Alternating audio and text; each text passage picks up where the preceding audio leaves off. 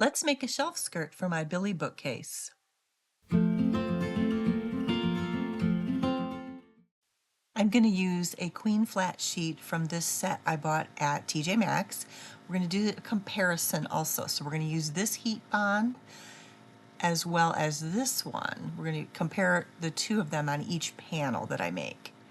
We're going to need some fabric scissors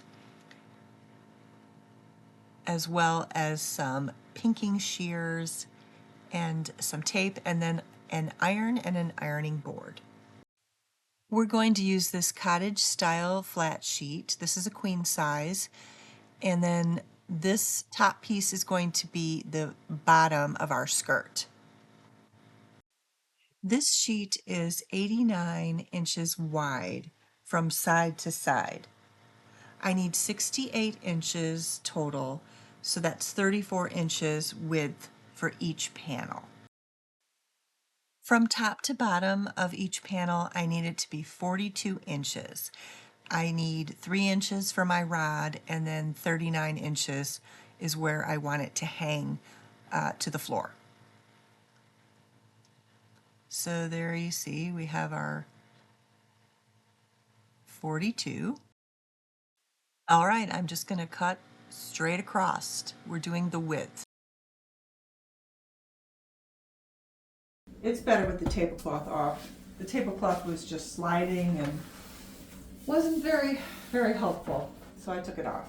I want 2 panels, and this is the top of the sheet. And so this is actually going to be my bottom. It's already hemmed, you know, makes life easier. The second thing I'm going to do is I'm going to measure my panels from the sides, because this side is already hemmed and I won't have to do that. Okay, coming in from this left side here, this is my 34. So I'm going to cut 34 inches from each side so that I can keep that side hem. I'm going to take some straight pins and pin it so that I cut straight and I don't cut crooked. And then I've also decided to use pinking shears. Instead of doing another hem, I'm only going to do the hem in the rod pocket at the top. I have decided to use the pinking shears to make like a decorative opening.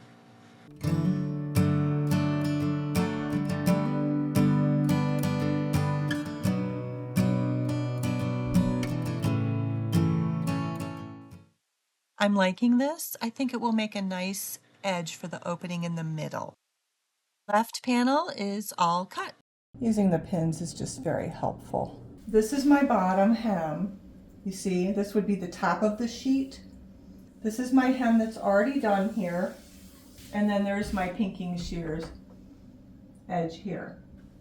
Okay, we're going to use the heat tape now. We're going to start with the stitch Witchery on the first panel, and then we will use the other one on the second panel. The other one is a no-name. I wonder if it's just Hobby Lobby's brand. So I thought I would show you what we're replacing. This was an earlier video I did, and I used a duvet from IKEA in the toile. I love this toile, but I'm ready for a change.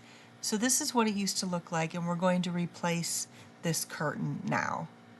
I'm going to just iron this panel before we go ahead and do the rod pocket. So like I said, my panel length is 42 inches.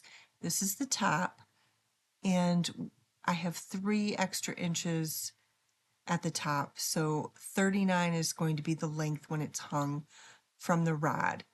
I want to make sure I have room for my rod pocket here, and we're going to use the stitch Witchery to go ahead and seal it.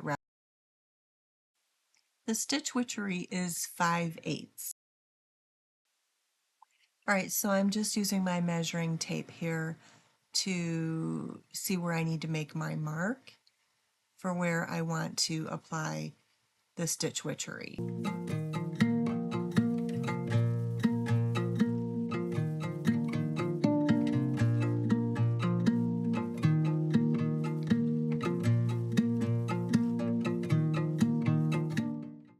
We need steam in our iron, and we're going to set our iron to wool.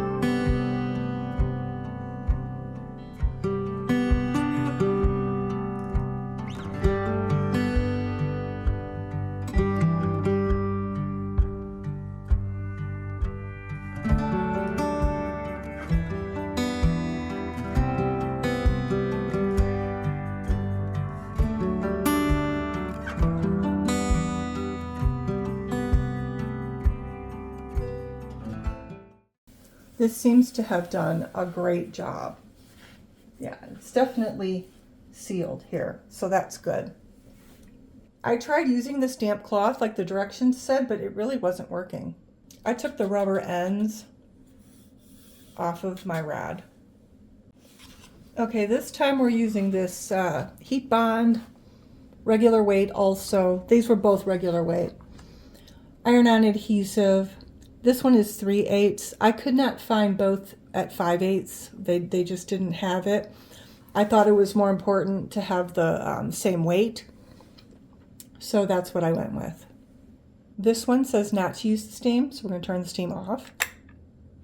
And it says to have it on medium heat. Well, that's about where we have it, medium. I'm going to put my rod back in. This is 3/8. 1, 2, 3, 4, 5, 6, 7, 8.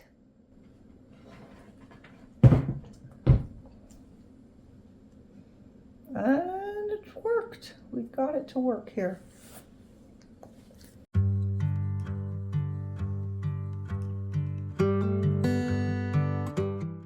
Okay, no trouble here with this one. It did seal it. So, I mean, different tapes, but they both worked well.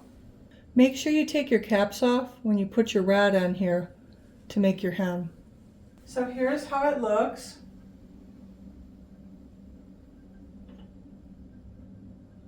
I'm going to hang that in my laundry room on the shelf. I will say this side is a little tighter because of this being 5/8.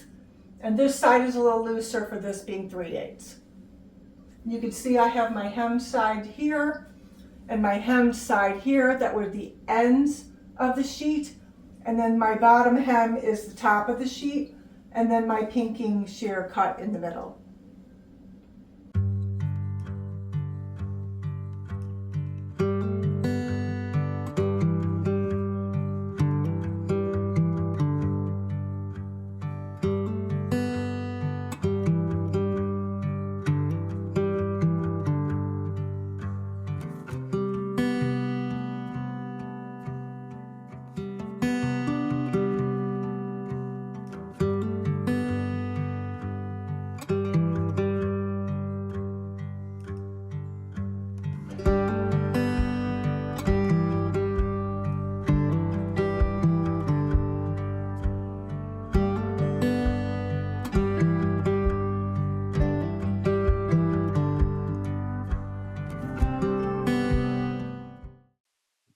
I know some people might think these signs are a little dated, but I really need mine as a guide in the laundry room. I am not going to get rid of it.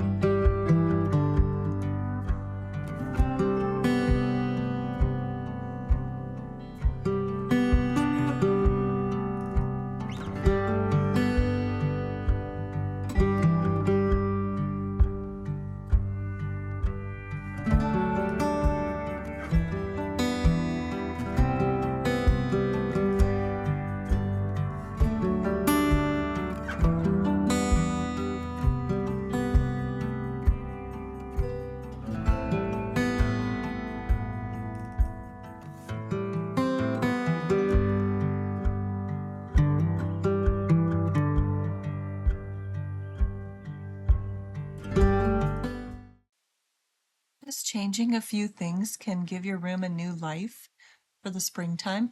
I think this only cost me $27 total to do this. Well, we found out that both of the bonding tapes work really well. That's good news for us no-sew girls. I think the duvet was the only toile they had at IKEA, and I think that's why I picked it. Using the sheets was much better. Those were Rachel Ashwell sheets that I got at TJ Maxx. It was $19.99 for the whole set. So I'll probably use the other pieces on my bed, just not the top sheet. I like the way it looks. It's not quite as full and bulky. I do think the toile piece was a little bulky for in there. So I think this one fits it better. It gives it a nice cottage update, and I think it looks nice. I did a little sprucing on top of the shelf, and I did a little sprucing on the shelf that's mounted to the wall. Thank you so much for watching this video today and for joining me. If you've enjoyed this video, there's another one right here for you that you might like as well. Thanks once again for watching, and I will see you in the next video. Bye now.